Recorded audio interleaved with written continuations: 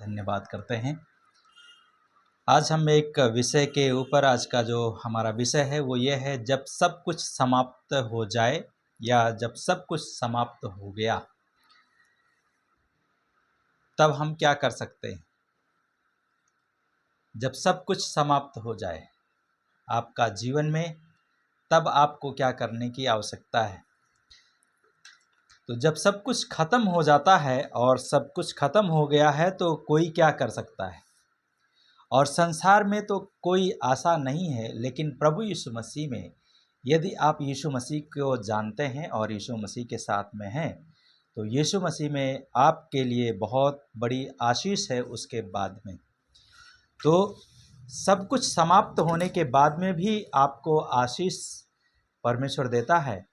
और इसलिए आज एक ऐसे स्थल को हम लोग जानते हैं, एक ऐसी कहानी को जानते हैं जो लूका का सुसमाचार उसका 8 अध्याय उसका 40 से लेकर के और उसका 55 पद में के बीच में पाया जाता है।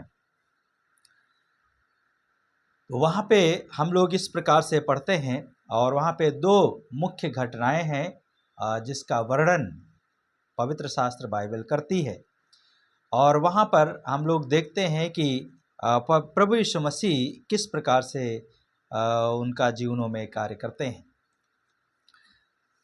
तो यहाँ पर हम लोग देखते हैं कि प्रभु यीशु मसीह लौट रहे हैं दिकापुलिस से और गिरासेनियों का प्रदेश से वापस लौट रहे हैं। और लौटते समय प्रभु यीशु मसीह रास्ते में काफ़ी भीड़ है और भीड़ के लोग स्वागत कर रहे हैं। और उस जगह में दो मुख्य घटनाएं घट रही हैं। एक है जो याईर है, उसका बेटी बहुत बीमार है और वो मरने पर है। और दूसरी घटना है, एक स्त्री है जिसको 12 वर्ष से लहू बहने का समस्या है, रोग है कहा जाएगा। और वो बहुत सारे लोगों के पास में गई है, डॉक्टरों के पास में गई है, हकीम के पास में गई है, वैद्य लोगों के पास में गई है, लेकिन उसे कोई भी संतुष्टि नहीं हुआ जीवन में, या उसको कोई भी लाभ नहीं हुआ। वह बहुत सारे पैसे भी खर्च कर चुकी थी, लेकिन उसे कोई लाभ नहीं मिला। तो यहाँ पे हम लोग देखते हैं कि इस घटना को मैं आपके लिए पढ़ देता हूँ। जो ही यीशु लौटा तो भीड़ ने उस पर उसका स्वागत किया, क्योंकि वे सब उसकी प्रतीक्षा कर रहे थे, यीशु मसीह की। और देखो, याईर नाम का एक मनुष्य था जो आराधनालय का अधिकारी था, और वह यीशु के पैरों पर गिर पड़ा और उससे अपने घर चलने के लिए अनुरोध करने लगा, क्योंकि उसकी एकलौती बेटी जो 12 वर्ष की थी मरने पर थी। और जब वह जाने को था तो भीड़ उस पर टूट पड़ रही थी। जब एक स्त्री ने, जिसे 12 वर्ष से लहू बहने का रोग था और जिसे कोई भी चंगा नहीं कर सका था, पीछे से आकर उसके चोंगे का किनारा छुआ और तत्काल उसका लहू बहना रुक गया। यीशु ने कहा, किसने मुझे छुआ? जब वे सब मुकर रहे थे तो पतरस ने उसे कहा, हे स्वामी, भीड़ इकट्ठी होकर तुझ पर टूटी पड़ी है। पर यीशु ने कहा, किसी ने मुझे छुआ है, क्योंकि मुझे मालूम हुआ है कि मुझ में से सामर्थ निकली है। जब स्त्री ने देखा कि मैं छिप नहीं सकती तो डर के मारे कांपती हुई आकर उसके सामने गिर पड़ी। और तब उसने सब लोगों के सामने बताया कि उसने क्यों उसे छुआ और कैसे वो तत्काल चंगी हो गई। और उसने उससे कहा, बेटी, तेरे विश्वास ने तुझे छुड़ा लिया है, कुशल पूर्वक तू चली जा। तब आगे लिखा है, जब वह कह ही रहा था तो किसी ने आराधनालय के अधिकारी के घर से आकर कहा, तेरी बेटी मर गई है, अब गुरु को अधिक कष्ट ना दे। पर जब यीशु ने ये सुना तो उसे उत्तर दिया, बिल्कुल मत डर, केवल विश्वास रख तो वह चंगी हो जाएगी। जब वह उस घर में पहुंचा तो उसने पतरस, यूहन्ना, याकूब और उस लड़की को माता पिता के अतिरिक्त अन्य किसी को अपने साथ भीतर आने ना दिया। वह सब लोग उसके लिए विलाप करके रो रहे थे, पर उसने कहा, रोना बंद करो, क्योंकि वह मरी नहीं वरन सो रही है। वह ये जानकर कि वो मर गई है इस पर हंसने लगे, परंतु उसने कहा, उसका हाथ पकड़ा और कहा, ये कहकर पुकारा, हे लड़की उठ। तब उसकी आत्मा लौट आई और वह तत्काल खड़ी हो गई, और यीशु ने आज्ञा दी कि उसे कुछ खाने को दिया जाए। और उसके माता पिता आश्चर्यचकित हुए, पर उसने उनको आदेश दिया कि जो कुछ हुआ है उसे किसी को ना बताएं। अब इस घटना को हम लोगों ने पढ़ लिया, और यहाँ पर अधिकारी की जो बेटी थी वो बीमार थी, और बीमार हो करके खाट में चिपक चुकी थी, और चिपकने के बाद में जब कोई आशा इसको चारों ओर नहीं दिखाई पड़ा, तो एक रास्ता इसको दिखाई दिया, और वो था प्रभु यीशु मसीह। और ये प्रभु यीशु मसीह के पास में जाता है, और प्रभु यीशु मसीह के पास में जाने के बाद में बड़ी आशा के साथ में उसको लगा कि सब कुछ समाप्त होने वाला है, अब कुछ भी बचा नहीं है। और क्योंकि लिखा है कि उसकी एकलौती बेटी थी, उसकी दूसरी भी संतान नहीं थी। और तब यहाँ पर हम लोग देखते हैं कि जब ये इसके पास में आता है, तो आने के बाद में प्रभु यीशु मसीह के पास में पहुंचता है, और प्रभु यीशु मसीह से विनती करता है कि प्रभु मेरे घर चल और मेरी बेटी को क्या कर, ठीक कर दें। तो ये प्रभु यीशु मसीह उसके साथ में चल देता है, और चलते हुए भीड़ काफ़ी बढ़ जाती है, और भीड़ में प्रभु यीशु मसीह चल रहे हैं, और वहाँ पर एक स्त्री भी आती है और यीशु मसीह को छूकर चंगाई को प्राप्त करती है। और इसी के बीच में प्रभु यीशु मसीह क्या है, वहाँ पे खड़ा हुआ है, और चारों ओर उसका घर में मातम छाया हुआ है, क्योंकि उसकी बेटी जो है मर चुकी थी, और किसी ने आकर के कहा, तेरी बेटी मर चुकी है, अब गुरु को दुख ना दे। तो उस मातमी माहौल में भी प्रभु यीशु मसीह क्या करते हैं, बीमार थी, तब इसके पास में आशा था, याईर के पास में, कि अगर यीशु मसीह मेरी बेटी के जिंदा रहते हुए आ जाएंगे तो मेरे घर की रौनक वापस लौट आएगी। लेकिन ये इस आशा के साथ में प्रभु यीशु मसीह के पास में गए थे। तो उपर्युक्त आश्चर्य कर्म को हम लोग देखते हैं कि उसका विश्वास था कि प्रभु यीशु मसीह आएंगे तो उसको ठीक कर देंगे, चंगा कर देंगे, और वो स्वस्थ हो जाएगी। और उसके बाद में, लेकिन यहाँ पर हम लोग देखते हैं कि इस कहानी में एक बहुत बड़ा भेद छिपा हुआ है, जिन्हें हमें अवश्य जानने की आवश्यकता है और हमें अपनाने की आवश्यकता है। पहली चीज़ है, प्रभु आशा का परमेश्वर है। हमारा जो प्रभु है, जिस पर हम भरोसा रखते हैं, वो हमारा आशा का परमेश्वर है। याईर की बेटी के बचने की संभावना बिल्कुल समाप्त हो गई थी, और लोग निराश हो चुके थे, और निराश हो करके क्या कर रहे थे, उस निराशा के बीच में याईर के अंदर एक आशा जगी, और वो यीशु के पास में पहुंच जाता है, और यीशु के पास में पहुंचने के बाद में उससे विनती करता है, और वो ये चाहता है कि सबसे पहले मेरी बेटी के पास में आए, और प्रभु यीशु मसीह मेरी बेटी को चंगा करे। क्योंकि यीशु मसीह जब भीड़ में चल रहे थे तो बहुत सारे लोग यीशु मसीह के पास में आ रहे थे। आज भी कई बार हम और आप भी क्या करते हैं, इसी प्रकार की आशा में चलते हैं। और इसके बाद में उसकी जो संभावनाएं थीं, जो उसका निर्णय था, याईर का जो निर्णय था, वो बड़ा सही था। और जब सब कुछ समाप्त हो गया, तो भी प्रभु यीशु में संभावनाएं हैं और बनी रहती हैं, आशाएं बनी रहती हैं। और प्रभु के किसी सेवक ने कहा है, जब हमारा सब कुछ समाप्त हो जाता है, तब परमेश्वर को कार्य करने का अवसर मिलता है। जब हमारा सब कुछ समाप्त हो जाता है, तब प्रभु को कार्य करने का अवसर मिलता है। तो यहाँ पे हम लोग देख रहे हैं कि प्रभु आशा का परमेश्वर है। पहली बात हम लोग देख रहे हैं कि हमारा प्रभु जो है आशा का परमेश्वर है। प्रभु यीशु मसीह के पास में जब यहाँ पर लोग देखते हैं कि प्रभु यीशु मसीह के पास में जब वो आते हैं और आने के बाद में वो कहता है कि चल प्रभु हमारे बेटी को क्या कर, ठीक कर दे क्योंकि वो मरने पर है। तो प्रभु यीशु मसीह आशा का परमेश्वर है। कई बार हमारी आशा क्या होती है, निराशा में बदल जाती है, और निराशा में बदलने के बावजूद भी परमेश्वर क्या करता है, हमारे और आपका जीवन में अपनी आशा के कार्य को प्रकट करते हैं।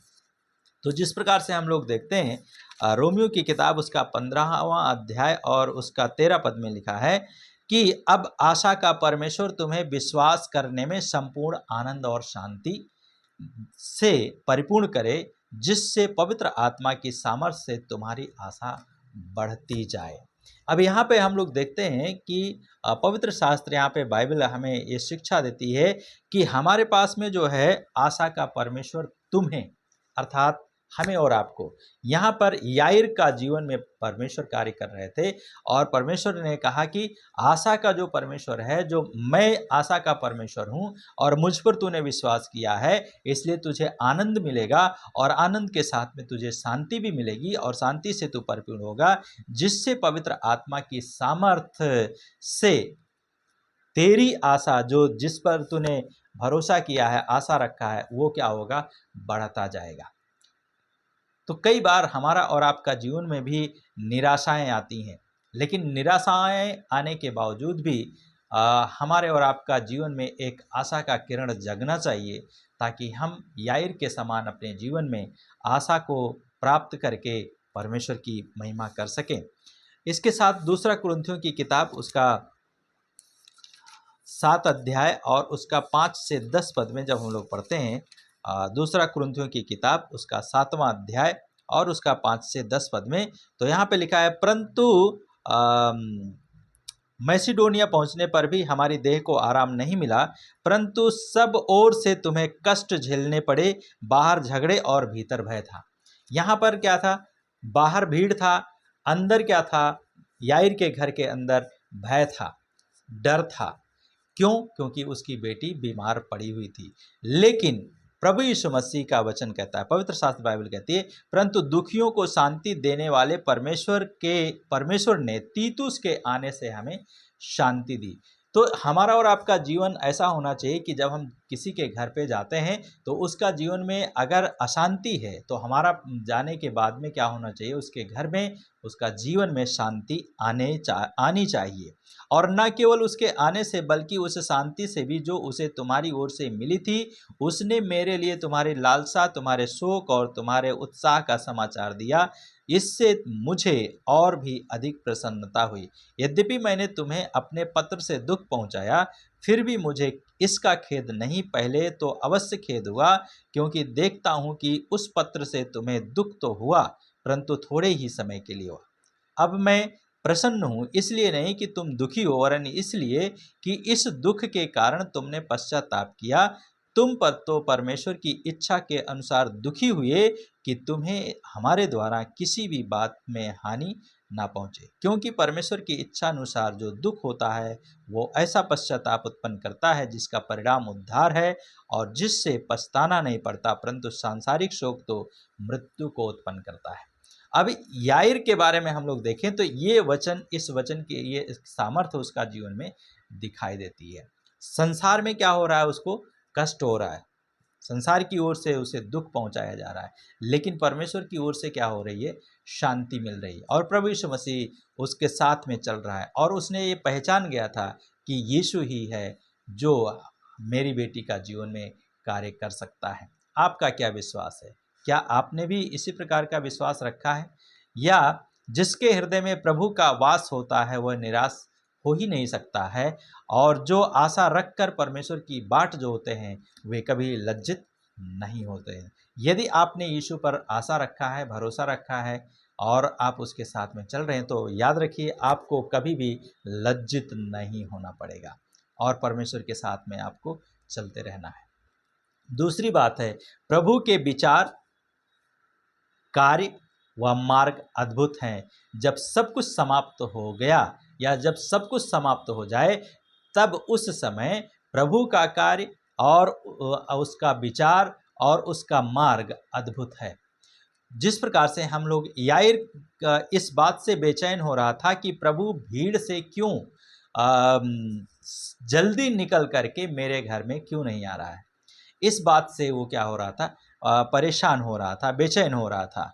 और वो ये कह रहा था कि जहाँ उसकी बेटी मरने पर है, मैंने पहले ही प्रभु को बता दिया है, लेकिन प्रभु क्या कर रहा है, देर कर रहा है। और देर कर रहा है तो क्या प्रभु को इसका ध्यान नहीं था?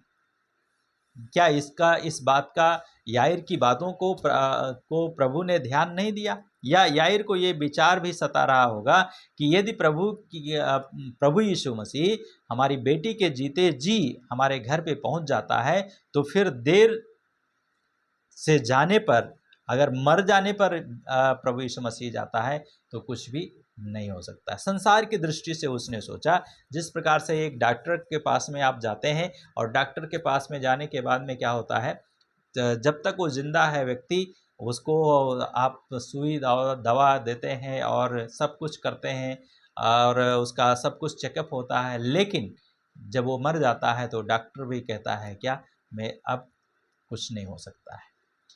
तो याईर का जीवन में भी ठीक वैसे ही था। वो सोच रहा था कि अगर यीशु मसीह देर से हमारे घर में पहुंचता है तो फिर अगर हमारी बेटी मर जाएगी तो उसके आने का क्या मतलब रहेगा। यीशु मसीह के आने से कोई हमारा घर में कोई भी बदलाव नहीं हो सकता है। और वास्तव में प्रभु को सभी का ध्यान है और प्रभु सभी का ध्यान रखते हैं।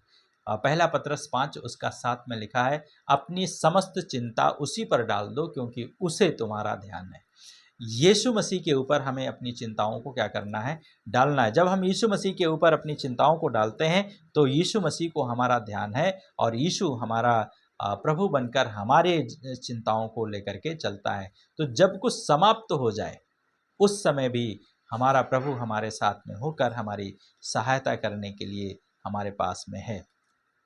तो मार्ग में मिली भीड़ के द्वारा प्रभु यह बताना चाहता है कि उसके मार्ग में जो भी आएगा, प्रभु यीशु मसीह उसको क्या करेंगे, अनदेखा नहीं करेगा। लेकिन दूसरी बात, प्रभु के निमंत्रण में सब कुछ है, उसके लिए समय कभी समाप्त नहीं होता है। अतः हमें चिंतित होने की आवश्यकता नहीं है, परेशान होने की आवश्यकता नहीं है। और कि यदि हमने उसे अपने जीवन के नैया का क्या किया है, खेवनहार बनाया है और खेवनहार बना करके उसको अपने नाव में बिठा लिया है, तो चाहे जितनी भी ऊंची विकराल समस्याएं क्यों ना आए, लहरें क्यों ना उठें और समस्याएं आए आपका जीवन में, प्रभु आपका जीवन में आपको छोड़ेगा नहीं।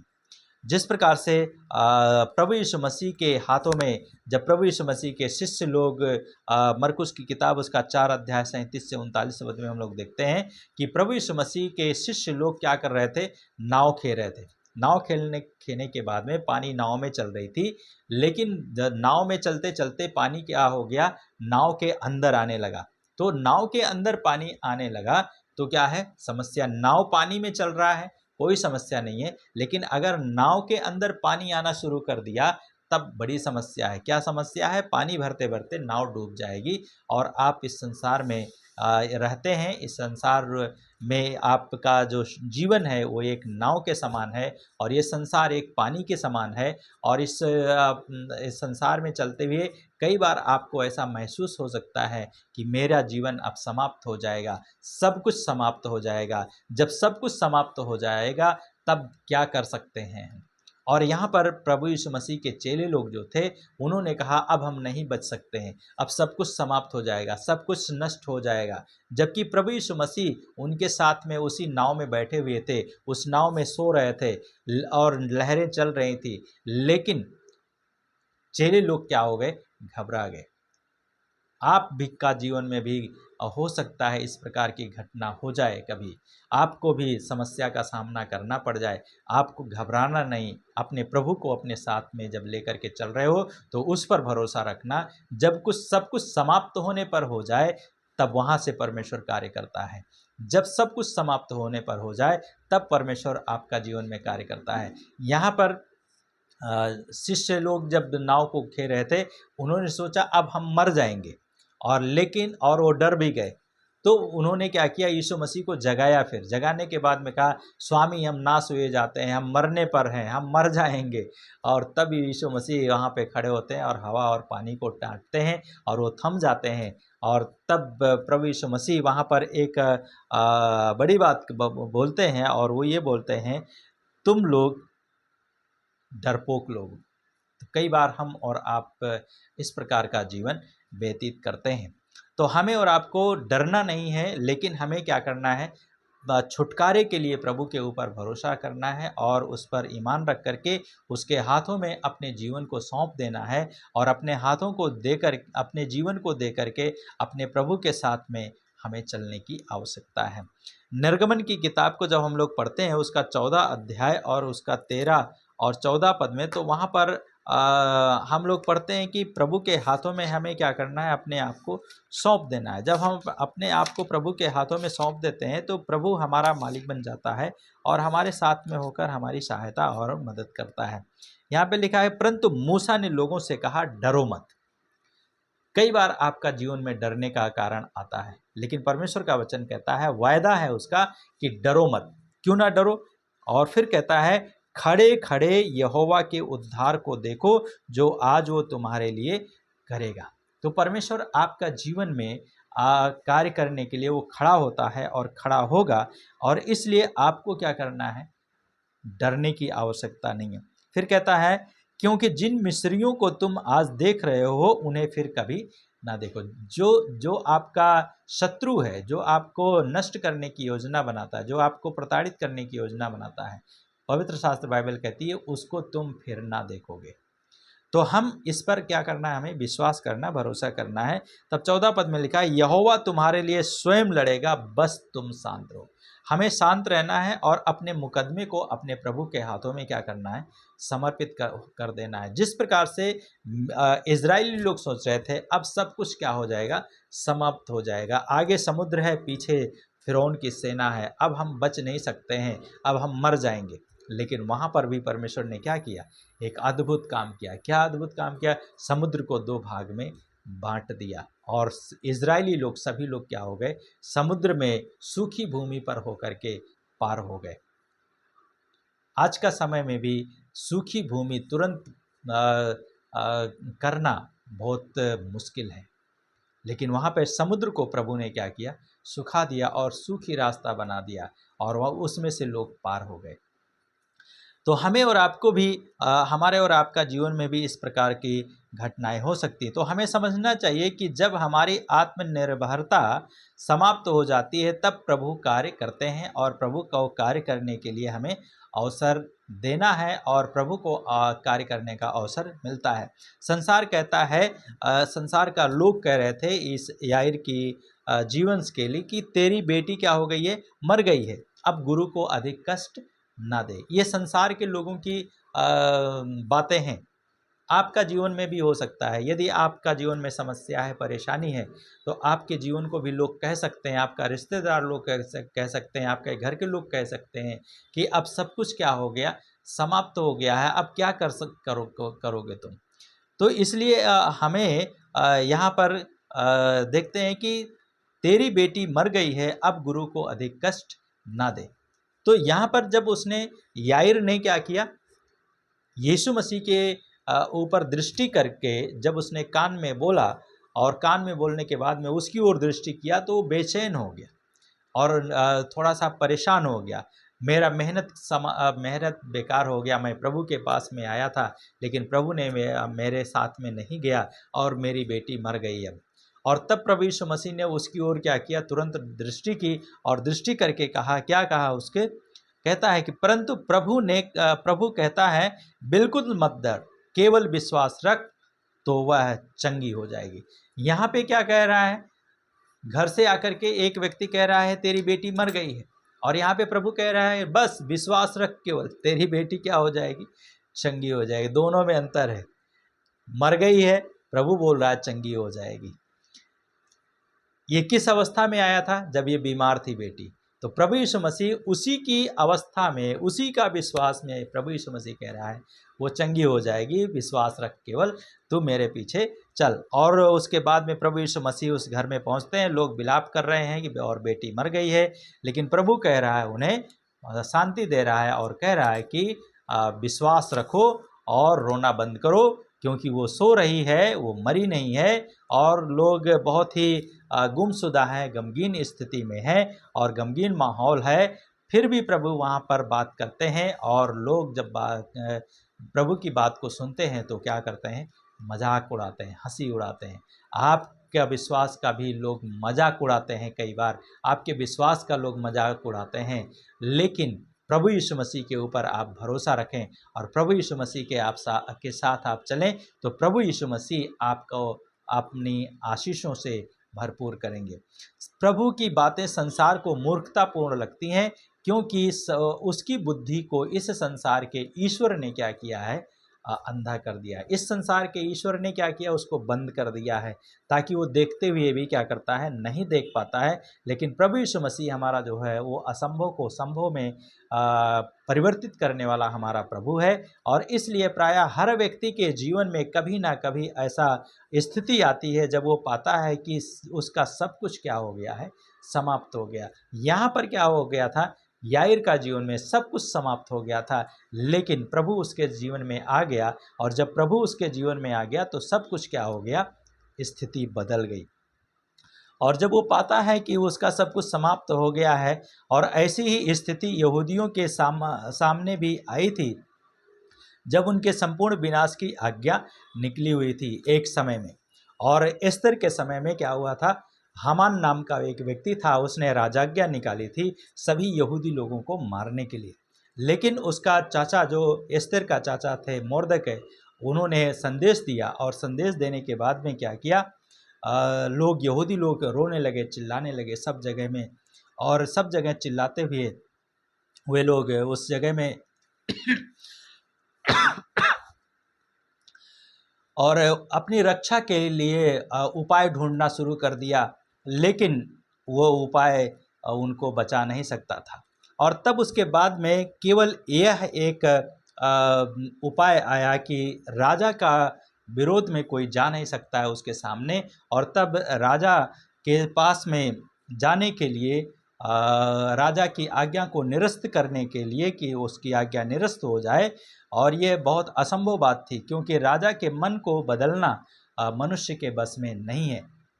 लेकिन एस्तेर को मालूम था कि निराशा के ऐसे घोर अंधकार में एस्तेर रानी को ये विश्वास था कि परमेश्वर है जो राजाओं के मन को नालियों, बहती नालियों के समान में जिधर चाहे उधर मोड़ सकता है, नीति वचन 21:1 के अनुसार। और तब इस विश्वास के अनुसार एस्तेर रानी ने क्या किया, 3 दिन का उपवास रखा, और मोर्दकै भी 3 दिन का उपवास सारे यहूदी लोगों के बीच में रखा। और एस्तेर रानी अपनी सहेलियों के साथ में, जो लोग विश्वासी नहीं थे, जो लोग यहूदी नहीं थे, उनको भी उपवास में रखा। और उसके बाद में 3 दिन के बाद में उनको वो क्या करती है, राजा के पास में जाती है, और राजा के पास में जाने के बाद में उपवास प्रार्थना करने के बाद में उसे अगुवाई मिली, और प्रभु से अगुवाई को प्राप्त करके वह राजा के पास में जाती है। और राजा के पास में जब जाती है तो वो इस राजाज्ञा जो निकाली गई थी उसको निरस्त करने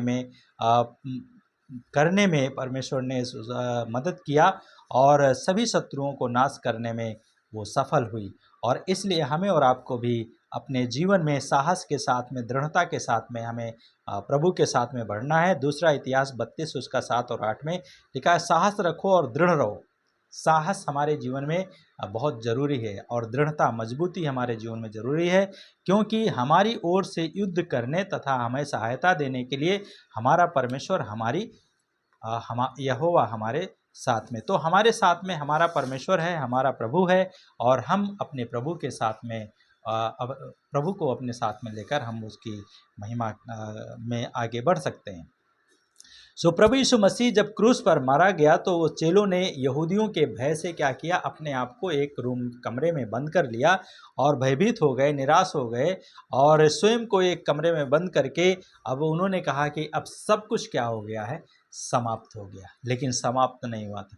प्रभु यीशु मसीह क्या हुआ, तीसरे दिन मृतकों में से जी उठा, और जी उठ करके क्या किया, प्रभु यीशु मसीह ने उनको दर्शन दिया। जबकि ये लोग क्या के सोचा, अब सब कुछ समाप्त हो गया, प्रभु यीशु मसीह चला गया, और प्रभु यीशु मसीह मर गया, अब क्या करना है, अब चलो अपना बिजनेस में चला जाए, अपना पुराने जीवन में चला जाए। नहीं, आपको पुराने जीवन में जाने की ज़रूरत नहीं है, आपको नए जीवन में बने रहने की ज़रूरत है, क्योंकि आपका प्रभु यीशु मसीह जीवित है और जिंदा परमेश्वर है। हालेलुया।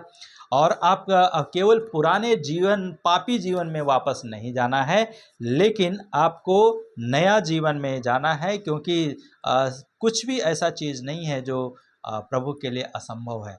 तो इसलिए हमें याद रखना है कि प्रभु यीशु मसीह का विचार और प्रभु यीशु मसीह का कार्य और प्रभु यीशु मसीह का मार्ग अद्भुत है, जब हम समझते हैं कि अब सब कुछ हमारे लिए समाप्त हो गया है, तो उसके बीच में भी हमारा प्रभु आपके साथ में है। तीसरी बात है, जब सब कुछ समाप्त हो जाए या हो गया, तो प्रभु की आशीष, प्रभु की बड़ी आशीष हमें देना चाहता है। तो प्रभु यीशु मसीह हमें बड़ी आशीष देना चाहता है, और इसलिए हमें जब सब कुछ लगे हमें अपने जीवन में कि अब हमारे जीवन में सब कुछ समाप्त हो गया है, तो आपका जीवन में परमेश्वर बहुत बड़ी आशीष देने के लिए जा रहा है।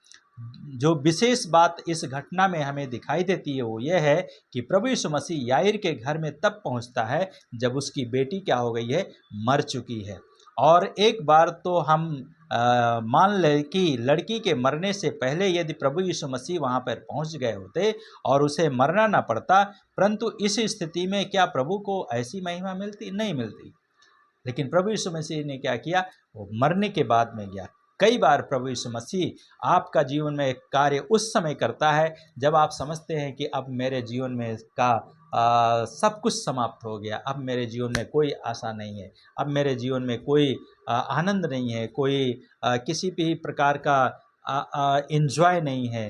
तो उस समय भी परमेश्वर आपका जीवन में कार्य करता है, और इस स्थिति में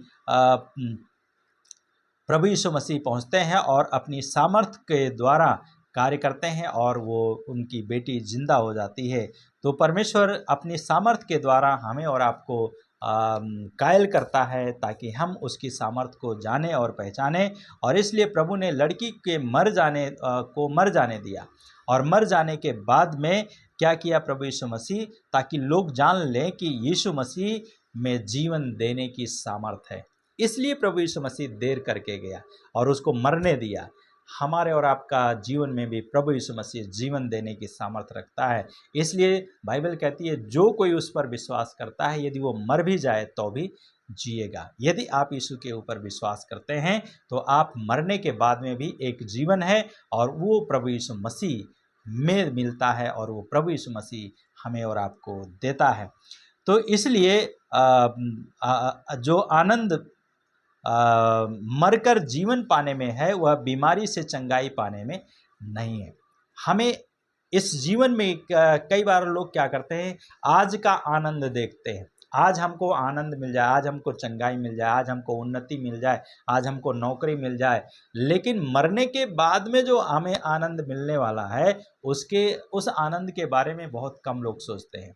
याद रखिए, यहाँ का आनंद थोड़े समय के लिए है, लेकिन मरने के बाद में जो आनंद प्रभु हमें और आपको देना चाहता है, वो अनंत काल का आनंद है। इसलिए हमें अनंत काल के आनंद की चिंता करना चाहिए, और उसमें हमें अपने जीवन को प्रभु के हाथों में समर्पित करता है। जब हमारी प्रार्थनाओं का उत्तर मिलने में विलंब हो तो हमें व्याकुल और निराश नहीं होना चाहिए, संदेहपूर्ण नहीं होने की आवश्यकता नहीं है, लेकिन प्रभु के विलंब करने में अवश्य ही कोई भेद छुपा होता है। और जब तक प्रभु हमारी प्रार्थना का उत्तर ना दे, तो हमें आइए हम प्रभु के लिए कुछ कष्ट उठाना सीखें, ताकि हमें बड़ी आशीष मिल सके और उसकी महिमा हमारे और आपका जीवन में प्रकट हो सके। जिस प्रकार से याईर का जीवन में एक बड़ी आशीष को परमेश्वर ने दिया, और उस लहू बहने वाली महिला का जीवन में बड़ी आशीष दिया, उसी प्रकार से जब हम समझते हैं कि अब सब कुछ समाप्त हो गया है, उसके बीच में परमेश्वर, उसके बाद में परमेश्वर आपके जीवन में